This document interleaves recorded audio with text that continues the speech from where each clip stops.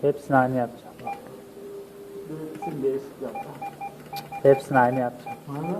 He. Öyle düşmez ya. Ya sana ne, benim şansım değil mi? Yapma. O 6 oldu, onu değiştiriyor. Bir tane tek kalması lazım. Yok, hepsini 5. 5 uğurlu sayın, biliyor musun? Öyle düşmez oğlum.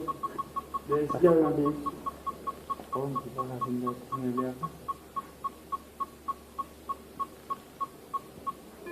Başka.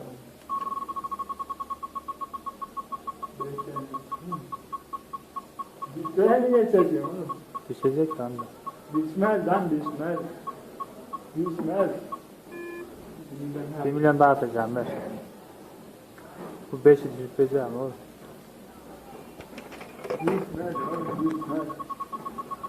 Düşecek lan. Gerçekten harika. Ya 1 milyon daha ver. 1 milyon daha ver. düşmez ya.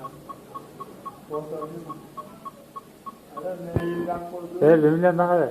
ne elimden koyduğun ya diğer milyonu olsun. 1 milyon daha atacağım, ver. Düşmez ya. Ben gerçi ne oldu? Ne var? Doktor diğer milyonu, 2 milyonu, sen milyonu sana açtın. Kaç dakika oluyor? 4 dakika, 4 dakika. Victoria niye çekiyor? Gelecek mi abi? Düşecek manyak.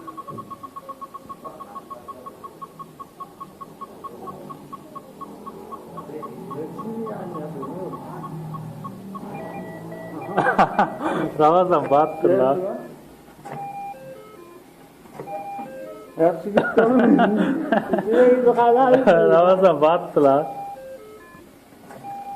10 dakika, 10 dakika. Neyse o